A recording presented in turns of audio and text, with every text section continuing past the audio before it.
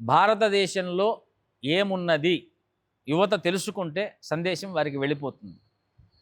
ఋగ్వేదాది గ్రంథాల్లో ఒక మాట చెప్పారు, అసతోమా సద్గమయ, తమసోమా జ్యోతిర్గమయ, మృత్యోర్మా అమృతంగమయ, ఓం శాంతి శాంతి శాంతి.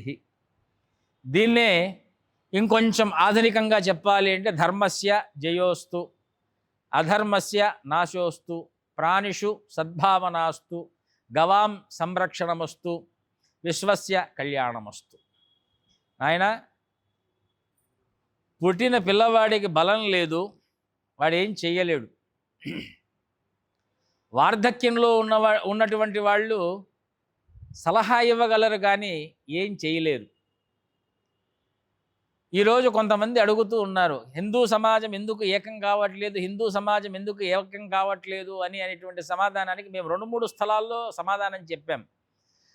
ఏకం కావాలి అంటే అన్నిటినీ త్యజించాలి, త్యాగం చేయాలి. అందరిది ఎక్కువగా మధ్యతరగతి కుటుంబీకులు వీళ్ళు. మనకు రెక్కాడితే కానీ డొక్కాడదు అన్నటువంటి పరిస్థితుల్లో ఉన్నటువంటి వాళ్లకు ఈరోజు సుఖంగా ధనం వచ్చేటువంటి అనేక వనరులు ఉండగా దాన్ని వదిలి వచ్చేటువంటి పరిస్థితి మన వాళ్ళ మానసిక స్థితిలో లేదు. రెండవది, ఈ 1-2 పిల్లలు చాలు అని అంటున్నారు. ఆ 1-2 పిల్లల్లో ఆడవాళ్ళు ఉన్నారనుకోండి, తల్లిదండ్రులు ఒప్పుకోరు. అంటే అనేక సామాజిక మాధ్యమ విషయాలలో కారణాలు ఇదొక కారణం. ఉన్నటువంటి ఒక కొడుకు ఉద్యమ స్ఫూర్తితో ముందుకు వెళ్ళిపోతే అందరికీ ఒకటే భావన, తల్లిదండ్రులు కూడా దీంట్లో పాలు పంచుకొని, పిల్లవాడు పాలు పంచుకొని, ఆడవాళ్ళు పాలు పంచుకొని, పిల్లలు పంచుకొని, అంటే పార్టిసిపేట్ చేసేంత పాలు పంచుకునేంత జ్ఞానం అవగాహన వాళ్ళకి మనం కలగజేయాలి. కాబట్టి ఎంత తెలివితేటలతో మన యొక్క భారతీయ జనానీకాన్ని మనం పూర్వం వాళ్ళు ఇండిపెండెన్స్ అని ఇస్తూ, ఒక ఫ్యామిలీ ప్లానింగ్ అని చెప్తూ, అపార్ట్మెంట్ కల్చర్ని ఇస్తూ, వసుదైక కుటుంబకం అనేటువంటి పేరు నుంచి తీసేసి భిన్నమైనటువంటి కుటుంబ వ్యవస్థలు ఏర్పాటు చేసుకుంటూ మనకు చిచ్చు పెడుతూ, ఒక ఇంట్లోనే ఒకడు ఉద్యమ స్ఫూర్తితో ముందుకు వస్తే ఇంకొకటి రాడు. పోనీ ఇదంతా పక్కన పెట్టగా అనేక రకాలైనటువంటి ప్రతిపాదనల్లో ఎందులోకి వెళ్ళాలో తెలియదు. పోనీ మనం నమ్మి ఒక చోటకు వెళ్ళినప్పుడు చివరి వరకు ఈ యొక్క స్ఫూర్తితో ఉండేటువంటి వాళ్ళు చివరి వరకు ఉంటారా తెలియదు. ఇది సత్యమా తెలియదు, ఇది బూటకమా తెలియదు. అయోమయ పరిస్థితుల్లో ఈరోజు మన యొక్క జ్ఞానము నడుస్తున్నది కనుక హిందువులందరూ ఏకం కావాలి, హిందువులందరూ కూడా ఉద్యమ స్ఫూర్తిని మనం ఆచరించాలి అంటే ఒక్కటే దీనికి ఉన్నటువంటి సదుపాయం, అందరూ భిన్న భిన్నంగా వృత్తిని ప్రతిపాదించకుండా సమైక్యంగా ఏదైనా ఒక స్థానము, సంఘము ఏర్పరుచుకొని, ఇదిగో ఆంధ్రదేశపు ధర్మరక్షణ సంఘం దీంట్లో మేమున్నాం. ఇప్పుడు అనేక పేర్లు పెట్టకూడదు వాటికి, మళ్ళీ అన్నీ సమైక్యంగా ఉండాలి. అందులో బాల వృద్ధ స్త్రీలకు వాళ్ళకు తగ్గట్టుగా వాళ్ళ వ్యవహారం నడుపుతూ ఉండాలి. రెండవది, ఏకగురుత్వాన ఉండాలి. ఆ ఏకగురుత్వాన అంటే ఎవరిని ఎంచుకోవాలంటే అందరినీ కలిపి ఒక పీఠం మీద కూర్చోబెట్టాలి. అందరినీ కలిపి పీఠం మీద కూర్చోబెట్టేటువంటి ప్రయత్నాలు మేము చేస్తున్నాము అంటే దాంట్లో మళ్ళీ అనేక అంశాలు వస్తున్నాయి. అంటే వాళ్ళు వస్తే వీళ్ళు రారు, వీళ్ళు వస్తే వాళ్ళు రారు అనేటువంటి విషయం కాకుండా దీన్ని చాలా ఆలోచించి వ్యవహరింపజేయవలసినటువంటి ఒక వాక్యంతో చెప్పదగినటువంటిది కాదు కనుక అందరి బోధన లోకానికి ఒక్కటై ఉండాలి. ఎవరికి వారు ఉన్నప్పటికీ కూడా బోధించేటువంటి విధానం ఒకటై ఉండాలి, ఒక్క తీరునుండాలి, ఒక స్థానమై ఉండాలి, పోరాటం ఒక్కటై ఉండాలి, ఉద్యమం. అది అటువంటి వాటిల్లో మనం చెప్పుకోదగ్గ ఎవరైనా ఒక మహావీరుడు ఉన్నాడు అంటే నేతాజీ సుభాష్ చంద్రబోస్, అల్లూరి సీతారామరాజు గారు కానివచ్చు, లాల్ బహదూర్ శాస్త్రి గారు కావచ్చు. వీళ్ళందరూ కూడా అప్పట్లో ఏకాత్మన కూడా ఈరోజు మనకు ఆర్మీ ఫోర్స్ ఏదైతే ఉందో దేశాన్నంతా కూడా వారి యొక్క వాక్యం చేత ఒక ఆర్మీగా తయారు చేసినటువంటి ఆయన దేశానికి ఒక ఏకీభావనగా, ఒక స్ఫూర్తిదాయకంగా ఉన్నారు. ఆధ్యాత్మికంగా కూడా మనము అటువంటి స్థితికి వెళ్ళాలి అంటే ముందు ఆచరించవలసింది వైదిక మార్గం, విశ్వసించవలసినటువంటిది హిందూ పురాణం, అందులో ధర్మం.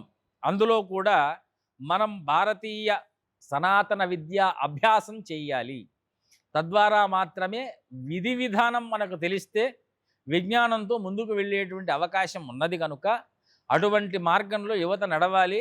అందులో మనం ఇంతకు ముందు చెప్పుకున్నట్టుగా అసత్యం మాట్లాడకూడదు, లేనటువంటి విషయాల జోలికి వెళ్ళకూడదు, తమస్సులో పడిపోకూడదు. అత్యాహారం అనేటువంటి విషయాలు మనకి ఏదైతే భారతీయ ప్రాచీనమైనటువంటి ఆహారములు ఉన్నాయో వాటి యందు మాత్రమే మనము నిష్ఠా శ్రద్ధలతో అల్పమైనటువంటి బుద్ధి కలిగి ఉండాలి. అత్యాశకు పోకూడదు. ఇవన్నీ కూడా మనకు పురాణాలు చెప్తున్నాయి, మేం చెప్పట్లేదండి, పురాణాలు చెప్తున్నాయి. ఎందుకంటే నాత్యష్ణతస్తు యోగోస్తి నచైకాంత మనస్నత అని మనకు భగవద్గీతలోనే, నాయన అధికంగా తినేటువంటి వాడికి యోగం కలగదు, ఎక్కువగా నిద్రపోయేటువంటి వాడికి యోగం కలగదు. కృష్ణ పరమాత్మ చెప్తూనే ఉన్నాడు. మనం ఈరోజు ఎక్కువగా పదార్థాల యొక్క సేవన, విషయ వ్యామోహములు, యుక్తాహార విహారశ్చ యుక్తచేష్టస్య కర్మసును కూడా ఒక శ్లోకం మనకు అదే పైకి కిందికి కనిపిస్తూ ఉంటుంది. యుక్తమైనటువంటి ఆహారం, యుక్తమైనటువంటి విహారం, యుక్తమైనటువంటి నిద్ర, యుక్తమైనటువంటి ప్రవృత్తి యోగో భవతి దుఃఖ. యోగాన్ని కలగజేస్తే అతిగా తినేటువంటి వాడికి యోగము కలగదు. నాత్యస్నతస్తు యోగోస్తి నచైకాంత మనస్నత. అయితే మనం రాత్రిపూట ఎక్కువగా మేలుకుంటున్నాం, పగటిపూట నిద్రపోతున్నాం, రాత్రిపూట తింటున్నాం, పగటిపూట నిరాహారంగా ఉంటున్నాం. అనారోగ్యానికి కారణములుగా ఉండేటువంటి అనేక వ్యవహారాలు మనం చేస్తున్నాం. తద్వారా బుద్ధిని కోల్పోతున్నాం. సంఘంలో విషయాలను ఎక్కువ ఆస్వాదిస్తున్నాం. ఇవన్నీ కూడా గీతాశాస్త్రంలో కృష్ణ పరమాత్మ చెప్పినటువంటిదే.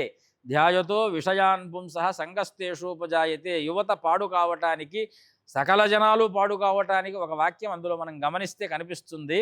ధ్యాయతో విషయాన్ పుంసః సంగస్తేషోపజాయతే సంగాత్ సంజాయతే కామః. నాయన సంఘం నుంచి వచ్చేటువంటి కామాన్ని ఆస్వాదించొద్దు. కామాత్ క్రోధోపజాయతే. నీకు కామము నుంచి క్రోధము పుట్టేటువంటి అవకాశం ఉన్నది కనుక క్రోధాత్ భవతి సమ్మోహ.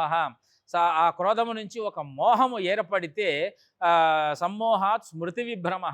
నీ బుద్ధిని నువ్వు కోల్పోతావయ్యా. అప్పుడు ఎటువంటి అరాచకానికైనా సరే నీ మనస్సు వెనకాడదు. కృష్ణ పరమాత్మ ఆ రోజే గీతాశాస్త్రంలోనే చెప్పాడు. అటువంటి వాళ్ళు ఎదురుగా ఉన్నారు దుర్యోధనాదులు, వాళ్ళను కొట్టడంలో తప్పు లేదు అని చెప్పారు. కాబట్టి సమ్మోహాత్ స్మృతి విభ్రమ, స్మృతిభ్రంశాత్ బుద్ధినాశ, బుద్ధినాశాత్ ప్రణశ్యతి. ఇది గీతాశాస్త్రంలో కృష్ణ పరమాత్మ చెప్పినటువంటి మాట.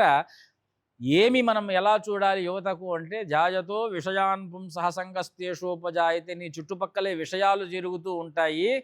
ఆ విషయాస్వాదన అనేటువంటి విషాన్ని ఆస్వాదించటం వలన ఇన్ని ముప్పులు నీ వెంట పడతాయి. కాబట్టి నువ్వు నిరంతరము కూడా జాగరూకుడవై ప్రవర్తించాలి. ఇది యువతకు కృష్ణ పరమాత్మ ఇస్తున్నటువంటి సందేశం. కాబట్టి స్థితప్రజ్ఞుడై ఉండాలి. నీకు కనిపించేటువంటి దాన్ని నమ్మకు. ఏ వయస్సులో ఏది చేయాలో అదే చేయాలి. ఏ కాలంలో ఏ పని యందు మనం శ్రద్ధ కలిగి ఉండాలో ఆ పని మనం చేయాలి. ఎవరి దగ్గర ఎలా ప్రవర్తించాలో అలానే ప్రవర్తించాలి. అనవసరంగా ఏ స్థలాలకంటే ఆ స్థలాలకు వెళ్ళకూడదు. ఎప్పుడు పడితే అప్పుడు దేన్ని పడితే దాన్ని చూడకూడదు. కాబట్టి దృష్టి దోషం, శ్రవణ దోషం, వాగ్దోషం, కర్మదోషం, ఈ 4 ధర్మాన్ని, సంఘాన్ని కూడా పాడు చేస్తాయి. కనుక చాలా ముఖ్యంగా ఈ యొక్క ఆహార విషయ వ్యవహారాదుల యందు జాగ్రత్తగా ఉండండి.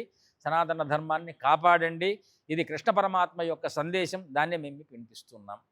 స్వస్తి ప్రజాభ్యః పరిపాలయంతాం న్యాయేన మార్గేణ మహిం మహీషాః. గోబ్రాహ్మణేభ్యः శుభమస్తు నిత్యం. లోకాः సమస్తాः సుఖినో భవంతు. కాలే వర్షతు పర్జన్యః. పృథివీ సస్యశాలినీ. దేశోऽयं క్షోభరహితో.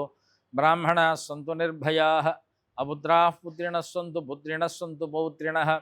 అధనాः సధనాः సంతు. జీవంతు శరదాం శతం. హర నమః పార్వతీపతయే. హర హర మహాదేవ హర. శ్రీ గురుభ్యో నమః.